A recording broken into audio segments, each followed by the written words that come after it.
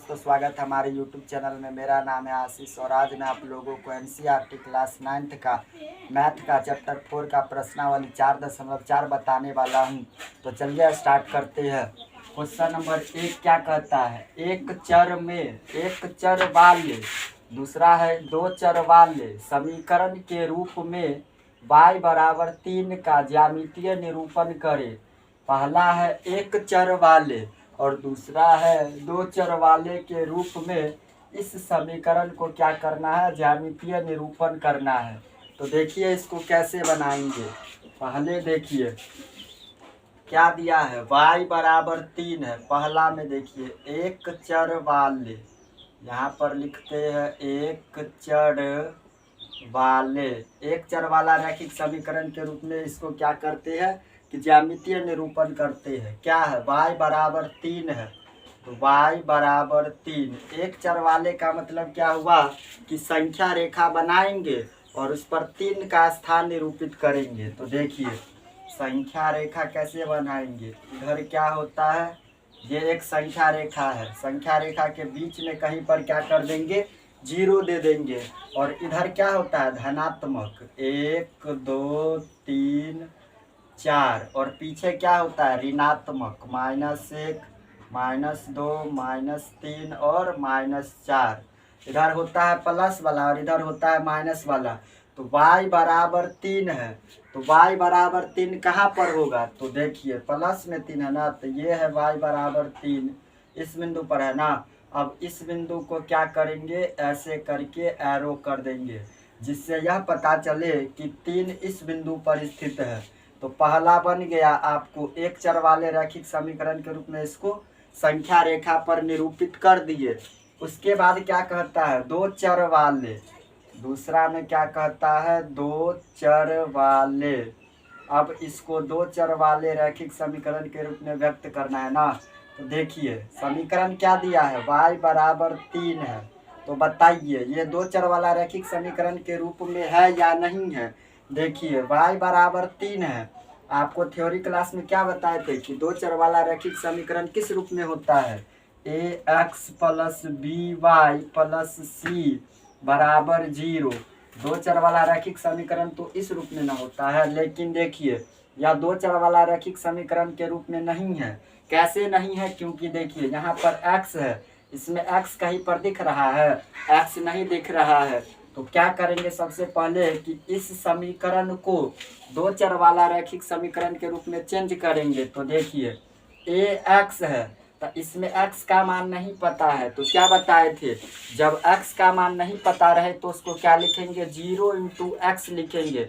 Into का मतलब हो जाता है गुना, तो 0 को x से गुना करेंगे तो 0 ही आएगा। और जब y का मान नहीं पता रहेगा तो क्या लिखेंगे, 0 × y लिखेंगे। तो इसमें देखिए x का मान नहीं ना पता है तो क्या लिखेंगे, 0 × x लिखेंगे।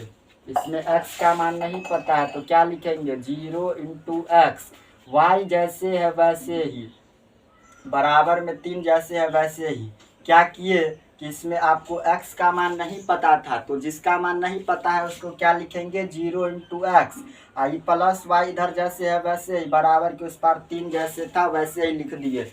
अब देखिए इस रूप में आ गया, ax + by + c बराबर में 0 तो रहता ही है। तो इस रूप में इसको क्या कर लिए कि कन्वर्ट कर लिए। अब देखिए जब ये दो चर वाला रैखिक समीकरण के रूप में आ गया तो क्या करेंगे कि इसका आलेख खींचेंगे।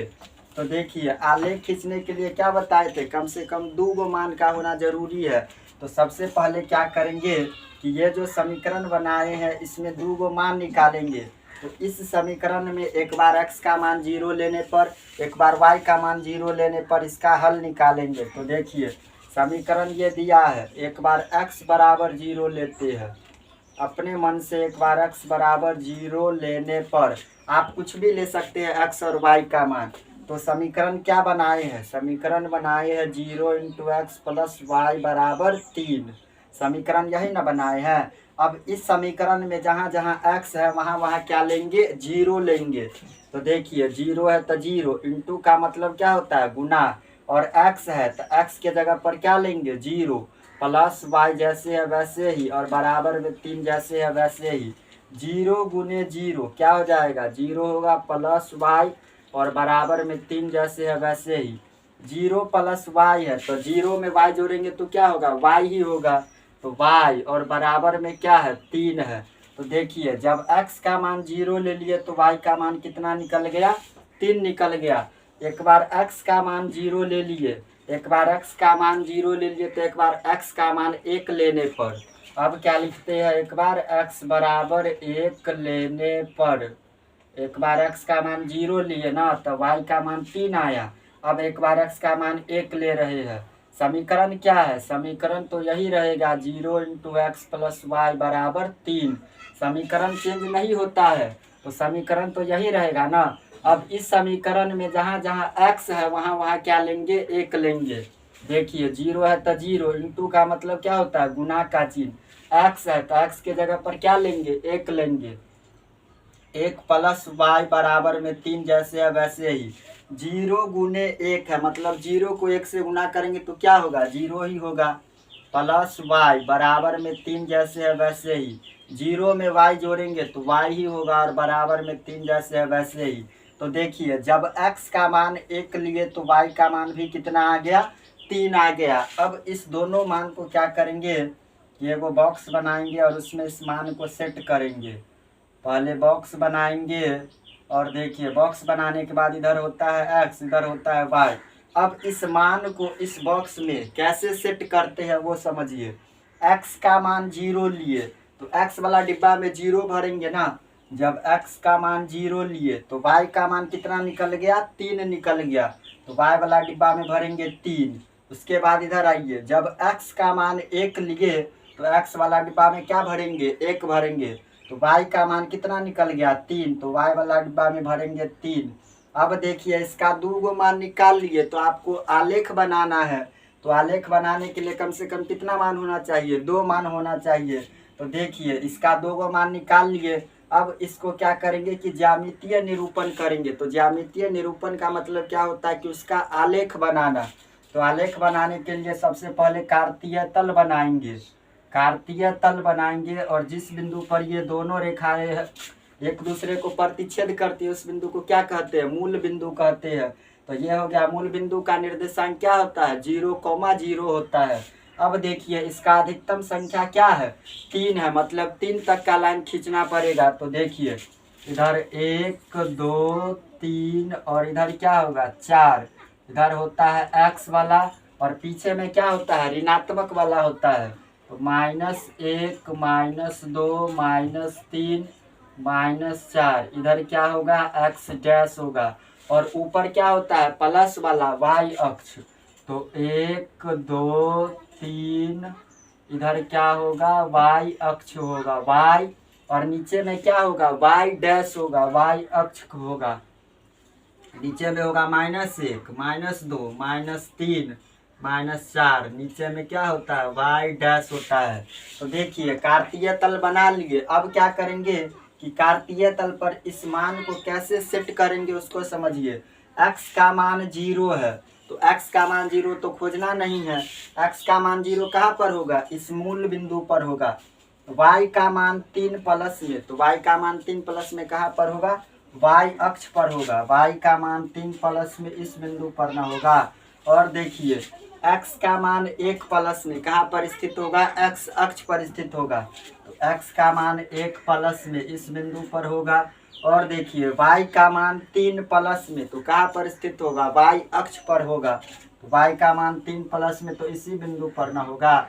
अब देखिए x का मान 1 और y का मान 3, तो क्या करेंगे यहाँ पर कि 1 अपने घर से निकलेगा, 1 अपने घर से निकलेगा और 3 भी अपने घर से निकलेगा।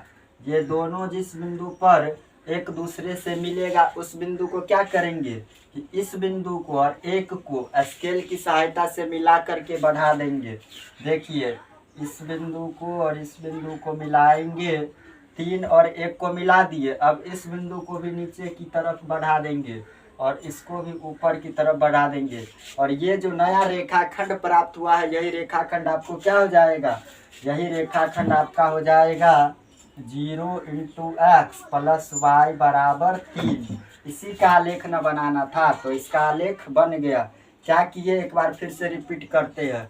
पहले क्या कहता है, एक चर वाले, तो एक चर वाले में क्या किए कि y का मान 3 है, तो संख्या रेखा बनाए और y का मान 3 कहाँ पर होगा, इस बिंदु पर होगा, तो एरो कर दिए। उसके बाद क्या कह रहा था, दो चर वाले, तो देखिए y बराबर 3 था, तो y बराबर 3 तो दो चर वाला रैखिक समीकरण के रूप में नहीं था, तो इसको क्या किए, पहले दो चर वाला रैखिक समीकरण के रूप में बदल दिए और एक बार x का मान 0 ले लिए, एक बार x का मान 1 लेकर के इसका दो गो मान निकाले और उसके बाद इसको कार्तीय तल पर निरूपित कर दिए और यही आपका क्या निकल गया, आंसर निकल गया। चलिए दोस्तों, हम अपना अगला क्वेश्चन देखते हैं। क्वेश्चन नंबर 2 क्या है, एक चर वाले और दो चर वाले समीकरण के रूप में 2x + 9 = 0 का ज्यामितीय निरूपण करें। सेम टू सेम पिछले क्वेश्चन की तरह है, तो इसको भी क्या करेंगे, पहले इस समीकरण को हल करेंगे और जो मान निकलेगा उसको क्या करेंगे कि संख्या रेखा पर निरूपित करेंगे और उसके बाद उसको दो चर वाले में क्या करेंगे कि उसका दो गो मान निकालेंगे और उसको कार्तीय तल पर निरूपित करेंगे। तो देखिए इसको कैसे बनाएंगे। पहला क्या है, एक चर वाले, तो यहाँ पर लिख देते हैं एक चर वाले, एक चर वाले के रूप में इसको व्यक्त करते हैं। समीकरण क्या दिया है आपको, 2x + 9 बराबर में क्या है, 0 है। ये समीकरण आपको प्रश्न में ही दिया है। अब देखिए इसको हल करते हैं। 2x, ABCD वाला लेटर को एक तरफ और संख्या को एक तरफ करते हैं। ABCD वाला लेटर है 2x बराबर में क्या है, 0, प्लस 9 बराबर के उस पार जाएगा तो क्या हो जाएगा, -9 हो जाएगा। अब देखिए इधर 2x जैसे है वैसे ही 0 में से -9 घटेगा तो क्या बचेगा, -9 ही बचेगा, -9। इधर x बराबर -9, यहाँ पर देखिए 2 इंटू के रूप में है, इस बीच में किसी का चिन्ह नहीं रहता है तो किसका चिन्ह रहता है, इंटू का चिन्ह, गुना का चिन्ह रहता है। तो जब गुना वाला बराबर के उस पार जाएगा तो क्या हो जाएगा, बट्टा के नीचे भाग के रूप में हो जाएगा, तो बट्टा के नीचे। अब देखिए 2 से -9 में भाग देंगे तो कितना होगा, 2 चौके 8, 9 में से 8 घटेगा तो 1 बचेगा और 1 पर 0.0, 2 पंचे 10, तो x का मान कितना निकल गया, -4.5 निकल गया। अब इस x के मान को क्या करेंगे कि संख्या रेखा पर निरूपित करेंगे। तो देखिए सबसे पहले संख्या रेखा बनाते हैं, ठीक है। यहाँ पर किसी एक बिंदु पर क्या कर देंगे कि 0 दे देंगे और इधर क्या होता है, धनात्मक 1 2 3 4 5 और पीछे क्या होता है, ऋणात्मक होता है, माइनस वाला, -1 -2 -3 -4 और -5। अब देखिए तो x का मान -4.5 है, तो कहाँ पर होगा, माइनस के अक्ष पर होगा। तो देखिए x का मान -4.5 माइनस की तरफ होगा ना, तो देखिए x का मान -4.5 कहाँ पर होगा, तो -4 और -3 के बीच में नहीं होगा, -4.5, -5 और -4 के बीच में होगा, ठीक बीच में क्या होगा, -4.5 होगा। देखिए -4 और -5 के ठीक बीच में क्या होगा, -4.5 होगा। तो इसको क्या करेंगे, एरो कर देंगे। इस बिंदु पर क्या होगा, आप स्केल किससे जब बनाइएगा इसको तो -5 और -4 के ठीक बीच में जो बिंदु आएगा वही बिंदु आपका क्या हो जाएगा, -4.5। तो इसको संख्या रेखा पर निरूपित कर दिए। दूसरा में क्या कहता है, दो चर वाले, दूसरा में यहाँ पर लिखते हैं दो चर वाले, दो चर वाले। अब इसको दो चर वाले के समीकरण के रूप में कैसे व्यक्त करेंगे, तो x का मान क्या निकाले हैं, x का मान निकाले हैं -4.5, यही ना निकाले हैं x का मान। अब देखिए तो यह दो चर वाला रैखिक समीकरण के रूप में है ax, इसमें y का मान कहीं पर दिख रहा है, y का मान नहीं दिया है। तो क्या बताए थे, इससे पिछले क्वेश्चन में x का मान नहीं दिया था तो 0 × x माने थे, और इसमें y का मान नहीं दिया है तो क्या लिखेंगे, 0 × y लिखेंगे। तो देखिए x जैसे है वैसे ही, y का मान नहीं पता है तो 0 × y मानते हैं, 0 × y, और बराबर में -4.5 जैसे है वैसे ही। x का मान क्या है, -4.5 है। देखिए x का मान -4.5 निकाले है ना। अगर आप इसको फिर से हल करेंगे, देखिए x का मान क्या निकाले है, आपको समीकरण क्या दिया है, 2x + 9 बराबर 0, 2x + 9 बराबर 0। तो देखिए इसमें यह दो चर वाला रैखिक समीकरण के रूप में नहीं है, तो इसको क्या करेंगे कि दो चर वाला रैखिक समीकरण के रूप में लिखेंगे। तो पहले होता है ax + by, तो इसमें y का मान नहीं पता है, तो जब y का मान नहीं पता है तो क्या लिखेंगे, 0 × y लिखेंगे, 0 × y। और बराबर में क्या होता है, संख्या को देख रहे हैं +9 इस पार है, तो बराबर के उस पार ले जाएंगे, ABCD वाला लेटर को एक तरफ और संख्या को एक तरफ, तो +9 बराबर के उस पार जाएगा तो -9 हो जाएगा। तो ये आपका आ गया दो चर वाला रैखिक समीकरण के रूप में। तो ये समीकरण कैसे बना इसको समझिए।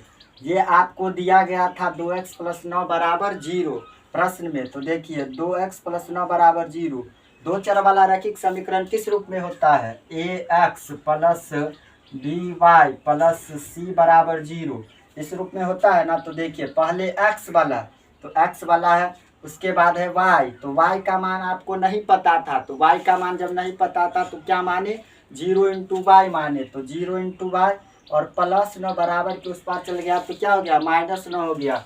तो इस रूप में इसको व्यक्त कर लिए। अब क्या करेंगे कि इसका आलेख बनाने के लिए कम से कम कितना मान होना चाहिए, 2 गो मान। तो इस समीकरण में एक बार y का मान 0 लेते और एक बार y का मान 1 लेकर के क्या करते हैं, इसका 2 गो मान निकालते हैं।